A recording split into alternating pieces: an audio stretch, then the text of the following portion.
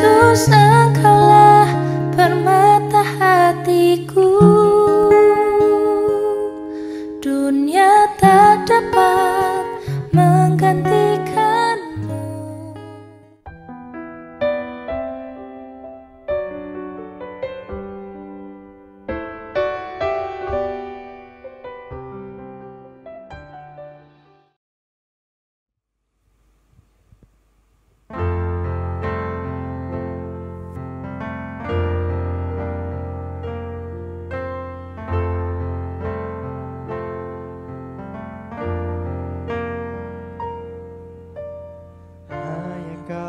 Tempatku berlindung, hanya Engkau laguku dan kekuatanku. Izinkanlah ku datang menyembah, membawa syukurku.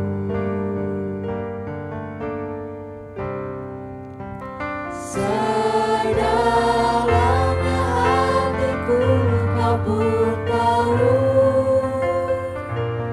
dan kasih-Mu tak jauh dalam jiwaku. Di dalam kesesakan, di dalam kemenangan, ku tahu Engkau selalu bersamaku.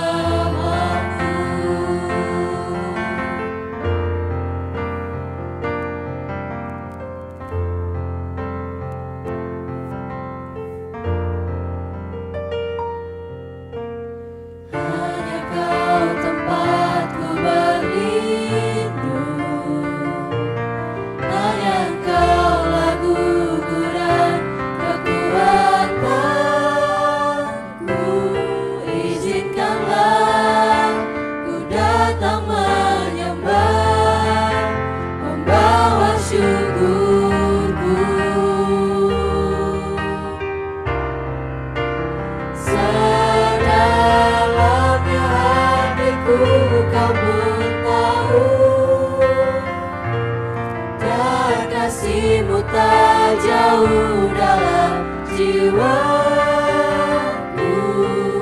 Di dalam kesesakan, di dalam kemenangan, ku tahu Engkau selalu bersamaku.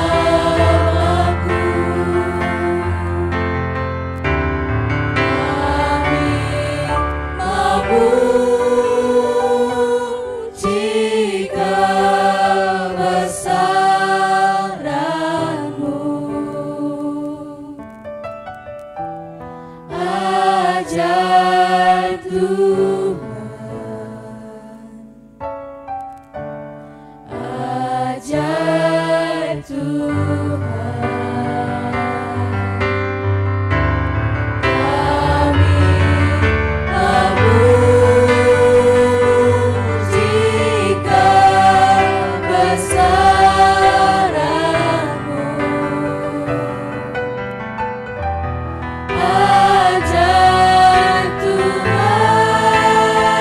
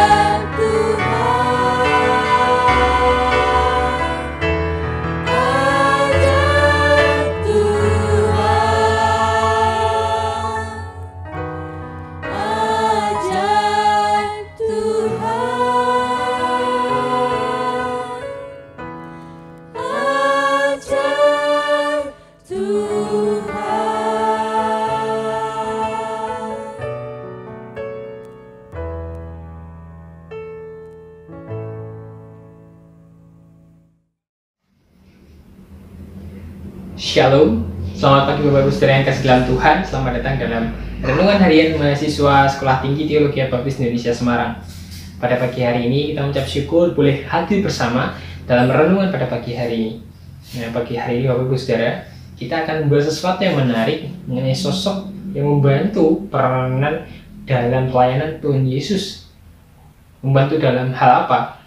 Ia membantu dalam membukakan jalan bagi Tuhan Yesus untuk melayani seluruh umat manusia. Nah, sebelum kita membahas lebih dalam tentang sosok ini, kita akan bersama-sama berdoa. Mari kita berdoa. Tuhan Yesus, kami ucap syukur Tuhan pada pagi hari ini boleh Kau hadirkan berkat yang sungguh luar biasa sehingga kami boleh bersama Tuhan hadir untuk menikmati kebenaran firman-Mu yang sebentar kami akan dengarkan.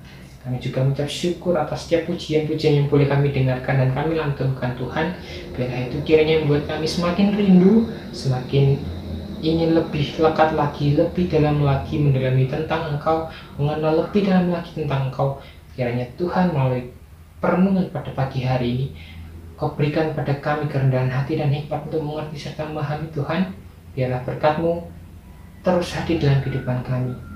Dan dalam berkat itu Tuhan, kami boleh semakin mengerti akan kehadiran-Mu. Kami boleh semakin mengenal siapakah Engkau.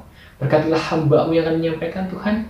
Biarlah Tuhan sendiri yang berkata-kata melalui bibir hamba-Mu ini. Ketidaksempurnaan hamba Tuhan yang akan memampukan. Biarlah Tuhan, setiap orang yang mendengarkan boleh membawa pulang berkat, boleh membawa hikmat daripada-Mu Tuhan, untuk boleh merenungkan dan melakukan setiap kebenaran-Mu. Terima kasih Tuhan Yesus, kami siap menyambut berkat-Mu dan penuh ucapan syukur. Haleluya. Amin. Ya, Bapak Ibu Saudara yang kasih dalam Tuhan, seperti yang saya katakan tadi, kita akan bahas sosok yang membantu peranan Tuhan Yesus dalam melayani seluruh umat manusia.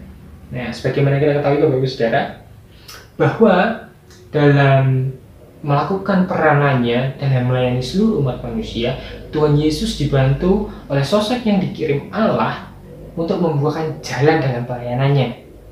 Nah, oleh karena itu saya memberikan judul pada renungan pada pagi hari ini, yaitu pembuka jalan bagi sang kalib.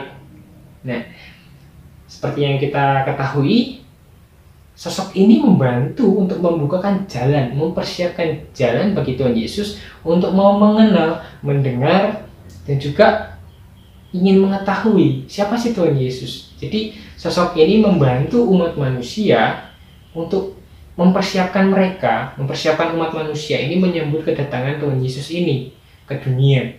Nah, Injil Lukas yang ingin menjelaskannya. Siapa sih sosok ini? Sebelum kita membahasnya, ada sebuah ilustrasi Bapak Ibu Saudara. Jadi, kalau kita lihat TV ini ya kan, Bapak Ibu Saudara melihat TV, mungkin juga Ibu Saudara pernah berkunjung ke restoran yang punya konsep Eropa. Mereka memiliki suatu konsep yang unik dan saya katakan berbeda dengan kita. Mereka menyajikan sebuah hidangan pembuka sebelum masuk kepada hidangan utama Bapak Ibu Saudara. Nah, jadi hidangan pembuka ini fungsinya apa sih menurut mereka ya? Di salah satu artikel yang pernah baca mengenai kuliner, hidangan pembuka ini akan membawa mood pelanggan atau customer supaya ingin lebih tahu lagi cita rasa apa lagi yang disajikan di restoran ini. Seperti apa rasa yang ada nih di sini? Semenarik apa sih rasa yang dihadirkan? Seperti itu. Jadi benar-benar fungsi dari hidangan pembuka ini cukup penting untuk mereka. Nah, dalam hal ini apa kaitannya dengan pelayanan Tuhan Yesus? Mengapa saya mengambil ilustrasi tersebut? Nah, kita melihat sosok dari orang ini ya, orang yang membantu mempersiapkan jalan bagi Tuhan Yesus untuk melayani seluruh umat manusia. Nah, kita akan buka bersama-sama dalam Injil Lukas pasal yang pertama dengan fokus ayatnya yaitu ayat yang ke-76. Ya, saya akan membacakan, dan engkau hai anakku akan disebut Nabi Allah yang Maha Tinggi karena engkau akan berjalan mendahului Tuhan mempersiapkan jalan baginya. Mempersiapkan jalan bagi Tuhan. Siapa yang berkata dalam nats ini Bapak Ibu Saudara? Ini adalah Zakaria. Ya. Kalau kita menilik sedikit ya, di Lukas pasal pertama ayat yang ke-5, Pada zaman Herodes, Raja Yudea adalah seorang imam yang bernama Zakaria dari rombongan Abia. Istrinya juga berasal dari keturunan Harun, namanya Elizabeth. Nah, kedua pasangan ini memiliki hidup yang berkenan, yang sesuai di hadapan Allah dan tidak bercacat. Mereka memiliki keteladanan yang sungguh luar biasa. Sampai pada akhirnya Allah memilih mereka untuk dijadikan sebagai alat dalam kedatangan anaknya. Alat yang seperti apa? Allah memakai mereka untuk menghadirkan sosok, ya kalau kita menerima ini, siapa yang membaptis Tuhan Yesus, saudara? Nah, jadi ada sosok inilah yang akhirnya Allah memakai mereka berdua untuk menghadirkan sosok ini. Ia adalah Yohanes Pembaptis. Ya. Nah, kembali kita melihat di dalam Injil Lukas pasal yang pertama ini ya, tentang siapa sih Yohanes Pembaptis itu? Kenapa ia begitu penting? Mengapa ia begitu memiliki peran yang luar biasa? Sekali lagi dikatakan di ayat yang 76 tadi, ia mendahului Tuhan untuk mempersiapkan jalan baginya. Suatu kehormatan bagi Yohanes ini ketika ia dipilih Allah untuk menjadi jalan bagi Tuhan Yesus dalam pelayanannya kepada seluruh umat di dunia, tanpa terkecuali, khususnya bagi mereka yang percaya kepadanya. Nah, dalam hal ini Injil Lukas menjelaskan juga ya bagaimana riwayat tentang Yohanes secara pribadi dan juga berikutnya tentang Tuhan Yesus itu sendiri. Peranan-peranan apa saja yang mereka lakukan dalam setiap pelayanan, dalam setiap tugas yang mereka emban. Nah, di sini kita akan lebih fokus kepada sosok Yohanes Pembaptis yang memiliki keteladanan yang luar biasa. Teladannya seperti apa? Sikap hati yang bagaimana yang akhirnya Allah menunjuk dia dalam tugas pelayanan untuk mempersiapkan jalan pelayanan bagi Tuhan Yesus, Anak Allah yang tunggal. Nah, salah satu hal yang saya lihat dari karakter dan juga sifat hati, sikap hati daripada Yohanes adalah ia memiliki kerendahan hati, Bapak Ibu Saudara. Kerendahan hati dalam melayani. Nah, sebagaimana kita ketahui, ya, Yohanes ini ia hadir lebih dulu. Ia hadir lebih dulu dibandingkan Tuhan Yesus. Bisa dikatakan mungkin dia lebih senior. Dia hadir lebih dulu pada zaman itu. Nah, namun di lain sisi ia mengungkapkan suatu kerendahan hati yang luar biasa, Bapak Ibu Saudara. Mari kita buka bersama-sama dalam Yohanes pasalnya yang pertama, ayat yang ke 26 sampai ke 30. Di situ mengungkapkan semua hal tersebut. Ya. Ayat yang ke-27, yaitu dia yang datang kemudian daripadaku, membuka tali kasutnya pun aku tidak layak. Apa yang dimaksudkan? Kenapa kita memasukkan ini ke dalam hal kerendahan hati? Ya, kita melihat bagaimana keteladanan Yohanes Pembaptis dalam menunjukkan sikap rendah hatinya dia. Dia mengakui bahwa Allah melalui Tuhan Yesus Kristus tidak terbatas, ya. Kita melihat bersama-sama yang di ayat yang ke-30, dialah yang kumaksudkan ketika kukatakan kemudian daripadaku akan datang seorang yang telah mendahului aku, sebab dia telah ada sebelum aku. Jadi Yohanes Pembaptis benar-benar mempelajari, benar-benar mendalami siapakah Allah, hingga akhirnya ia mengetahui tugas dan peranannya dalam pelayanan yang ia lakukan. Nah, peranannya adalah membuka jalan bagi anak Allah untuk melayani seluruh umat manusia, Bapak Ibu Saudara. Nah, dari sini kita melihat kerendahan hati yang luar biasa. Bagaimana sikap hati Yohanes dalam melakukan pelayanannya. Mengapa saya bilang kerendahan hati? Karena kita ketahui Yohanes mengemban tanggung jawab yang besar. Perannya sungguh luar biasa, di mana ia akan menjadi jembatan untuk anak Allah kepada seluruh umat manusia melalui setiap tugasnya, melalui setiap tanggung jawabnya. Bukan saja dia hanya membaptis, tapi juga memberikan kesaksian, Bapak Ibu Saudara, tentang kebenaran daripada anak Allah sebelum anak Allah itu turun ke dunia. Itu sungguh hal yang luar biasa. Dan apabila kita nih sebagai manusia, kita diberi sebuah tanggung jawab yang besar, kita bisa melakukannya dengan baik, apa yang kita dapatkan? Sebuah apresiasi, penghargaan. Kita akan bangga, ya kan? Kita akan merasa, Nah, bahayanya apa ketika seseorang itu sudah dibangga-banggakan, sudah mendapat suatu apresiasi? Apa yang biasanya terjadi? Kesombongan. Tapi di sini berbeda. Kita melihat karakter Yohanes Pembaptis yang sungguh luar biasa. Sekali lagi lihat yang ke-27 dari Yohanes pasal yang pertama, yaitu dia yang datang kemudian daripada aku, membuka tali kasutnya pun aku tidak layak. Ia merasa tidak layak. Bahkan ketika Yesus datang kepadanya, ketika Yesus meminta supaya Yohanes membaptisnya, apa yang dikatakan oleh Yohanes? Ia merasa, seharusnya malah Yesus yang melakukannya untuk dia. Tapi Tuhan Yesus berkata juga kepadanya, inilah penggenapan daripada nubuatan Allah. Ini yang Allah inginkan, ini yang Allah kehendaki untuk terjadi. Nah, di sini kita bisa melihat ini adalah poin pertama, di mana ia menunjukkan kerendahan hatinya dalam melayani Allah. Nah, lalu poin yang kedua, Bapak Ibu Saudara, kita akan melihat sebuah hal yang luar biasa, yaitu komitmen dan konsistensi dalam melayani. Nah, kalau kita melihat keadaan Yohanes dengan kerendahan hatinya tadi, ya, bukan saja ia datang untuk membaptiskan sekali lagi, tapi ia juga membukakan jalan. Kita buka bersama-sama di dalam Lukas pasalnya yang ketiga. Kita buka bersama-sama Lukas pasalnya yang ketiga.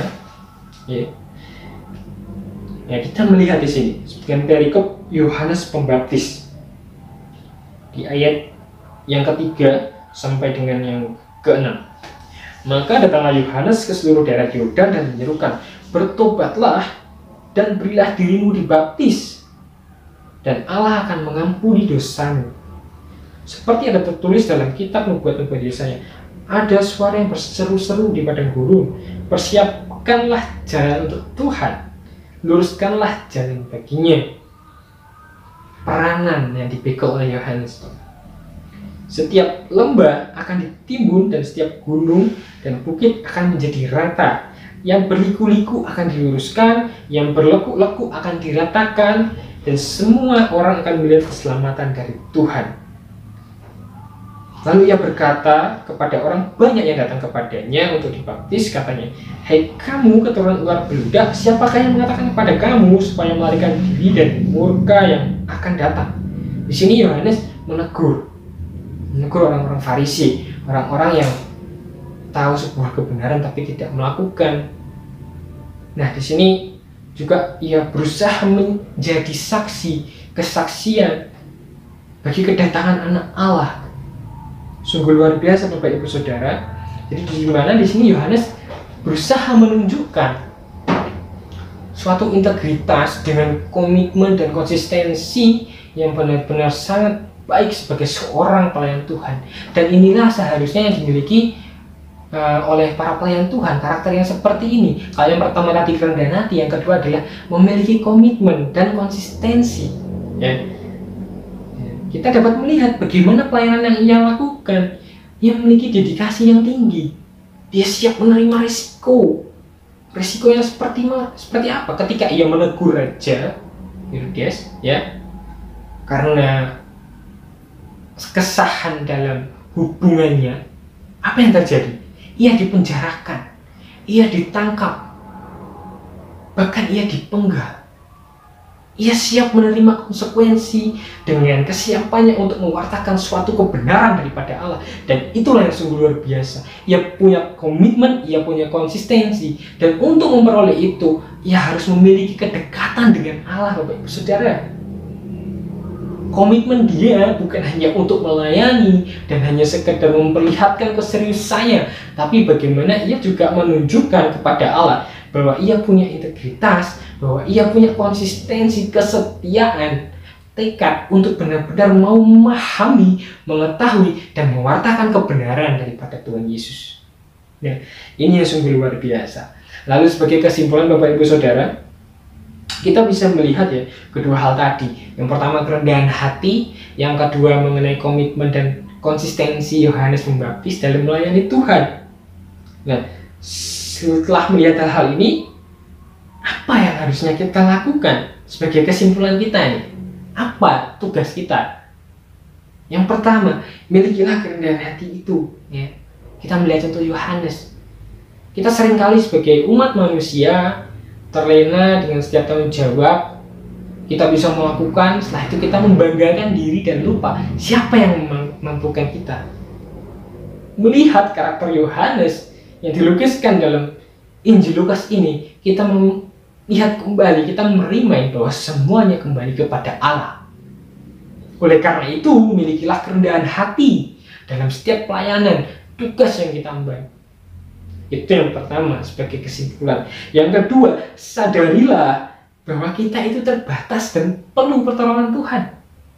Yohanes tidak akan mampu menjadi alat kepanjangan Allah tanpa ia memiliki kedekatan dengan Allah. Kedekatan dengan Allah ia sadari karena ia memiliki kesadaran bahwa ia terbatas. Kemanusiaan dia memiliki batasan. Allah lah yang menyempurnakan setiap tugas tanggung jawab yang ia lakukan, setiap pelayanan yang ia lakukan. Lalu poin yang ketiga, memiliki tekad terus untuk bertumbuh dan berdampak. Yohanes terus mengupgrade. Kita melihat contoh yang lain seperti Yosua, bagaimana di usia yang belia ia sudah diperintahkan, ia sudah mendapatkan wahyu daripada Allah untuk menggantikan peranan Musa, memimpin bangsa yang begitu besar. Bangsa pilihan Allah yang punya karakter yang sangat sulit untuk dituntun. Tapi apa yang Yosua lakukan? Sesuai dengan apa yang Allah katakan, di mana teruslah berpegang teguh pada hukum-hukum Taurat. Teruslah memiliki tekad untuk mendalami kebenaran daripada Allah. Akhirnya Yosua dimampukan oleh Allah dalam melakukan tugasnya. Itu adalah hal yang sungguh luar biasa. Miliki kerendahan hati, miliki juga komitmen. Nah, kesimpulannya ketiga ini kita bicara komitmen itu. Bicara konsistensi untuk terus membangun. Lalu pada poin yang keempat sebagai kesimpulan, fokuslah pada apa yang Allah ingin kerjakan dalam kehidupan kita. Ikuti apa yang Allah ingin kita perbuat. Tanggung jawab apa? Peran apa? Contohnya seperti apa? Ya hidup sesuai dengan apa yang Allah inginkan, berkenaan dengan Allah.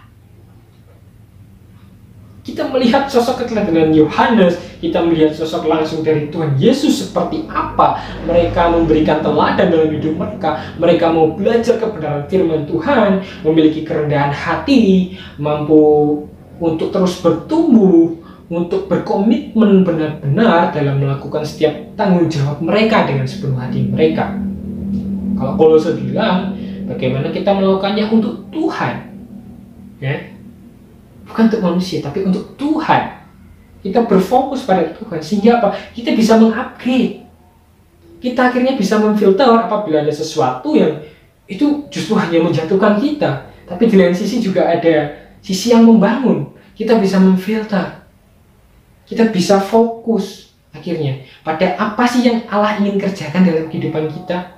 Kita bisa memiliki kepekaan. Dan pada poin yang kelima, jangan lupa kita sebagai umat Allah untuk mengucap syukur. Ini yang seringkali lupa. Kita melihat bagaimana keteladanan Yohanes memberikan pengajaran kepada murid-muridnya. Dan itu benar-benar nampak Bapak Ibu Saudara. Di mana dalam Lukas pasal yang ke-11 ayat yang pertama, ya, itu para murid Yesus meminta kepada Yesus untuk diajarkan mengenai hal berdoa, sama seperti apa yang Yohanes ajarkan pada murid-muridnya. Itu sungguh luar biasa. Di sini kita bisa melihat Yohanes itu selalu mengucap syukur. Ia selalu memanjatkan doa. Ia selalu rindu untuk bertanya kepada Allah, berharap kepada Allah, meminta kepada Allah. Dan fokus pada tugas tanggung jawabnya menjadi jalan bagi anak Allah, yaitu Tuhan Yesus Kristus, dalam melayani seluruh umat manusia. Di dalam Injil Lukas ini dijelaskan dengan cukup baik, bahkan dengan sangat baik. Kita bisa melihat keteladanan-keteladanan itu. Dan pada kesimpulan yang keenam, apa yang menjadi tugas kita? Bangun terus intimasi dengan Allah. Milikilah kedekatan dengan Allah, Bapak Ibu Saudara. Jangan ragu, jangan kita berpikir dulu, jangan kita hitung-hitungan dulu. Kira-kira apa ya kalau saya melakukan itu untuk Allah, untuk Tuhan? Kira-kira apa ya yang saya dapatkan? Jangan perhitungkan. Tuhan nggak pernah memperhitungkan sedikit pun, tapi lakukan dengan maksimal, dengan penuh tekad, seperti yang Yohanes teladankan kepada kita, yang memiliki komitmen, yang memiliki konsistensi, sehingga setiap konsekuensi yang ia hadapi ke depan, ia siap menerima. Bahkan ketika suatu pencobaan yang berat dan tantangan yang luar biasa, ia harus terima. Ia dipenjarakan, ia harus menerima hukuman. Tidak mudah, Bapak Ibu Saudara. Tapi karena intimasinya dengan Allah, itu membuat ia mudah untuk menerima. Ia tahu bahwa Allah sudah siap menerima dia. Allah sudah menyediakan jalan yang terbaik buat dia. Dan ia tahu ia mengungkapkan sesuatu kebenaran daripada Allah. Melalui intimasi itulah kita akan mengenal. Kita akan terus tahu apa yang menjadi peranan kita, Bapak Ibu Saudara. Dari keenam tugas ini, semuanya bertujuan apa? Semua memiliki goal seperti apa? Ini ingin membuat kita menjadi pribadi yang bagaimana? Apa yang bisa kita pelajari dari sosok Yohanes Pembaptis ini yang oleh Lukas tuliskan dan beberapa kitab Injil, oleh keempat kitab Injil Lukiskan, itu apa yang ingin kita pelajari? Apa yang kita bisa dapatkan dari 2 poin dan juga 6 kesimpulan itu? Milikilah sikap hati yang fokus kepada Allah, yang setia kepada Allah. Kita melihat bagaimana Yohanes Pembaptis meneladankannya. Dan masih banyak lagi contoh karakter, bukan hanya Yohanes Pembaptis, tapi banyak dari karakter-karakter yang lain. Kita bisa melihat langsung bagaimana Yesus Kristus memberikan keteladanan untuk kita, supaya kita bisa memaksimalkan setiap pelayanan kita, supaya kita benar-benar siap melakukan pelayanan yang Tuhan sediakan untuk kita, untuk kita lakukan. Oleh karena itu, Bapak Ibu Saudara, persiapkanlah hati dengan sungguh-sungguh, supaya kita benar-benar siap menerima, kita juga siap melakukan. Dan ketika melakukan, kita memiliki sikap hati yang rendah hati. Ketika kita menerima pujian, kita tetap rendah hati, karena semua yang memampukan ialah Tuhan. Milikilah sikap sebagaimana yang tadi kita dengar, kerendahan hati, memiliki komitmen dan konsistensi, kesetiaan tekad pada Allah. Itu kita harus terus bangun, kita terus harus upgrade diri kita. Kiranya ini dapat semakin menumbuhkan iman kita, ini boleh memberkati kita, boleh menjadi perenungan kita. Mari kita berdoa. Tuhan Allah Bapa kami ucap syukur Bapa. Pada pagi hari ini kami mendengarkan kembali sebuah kebenaran. Kami melihat sosok yang Engkau kirim untuk pelayanan, Tuhan Yesus, untuk menjadi jalan bagi anak-Mu, Tuhan. Tuhan, kami mohon, biarlah apa yang boleh kami lihat melalui keteladanannya, kerendahan hati, komitmennya, konsistensinya dalam melayani Engkau, kiranya kami juga boleh terapkan dalam kehidupan kami. Kami juga boleh semakin rindu untuk menumbuhkan iman kami, diri kami. Kiranya berilah kami hikmat, Tuhan, untuk boleh mengerti dan memahami. Terima kasih Tuhan Yesus untuk setiap berkat kebenaran firman-Mu yang boleh kami terima. Kami serahkan semua dalam tangan kuasa-Mu. Kami telah berdoa. Haleluya. Amin. Tuhan Yesus memberkati.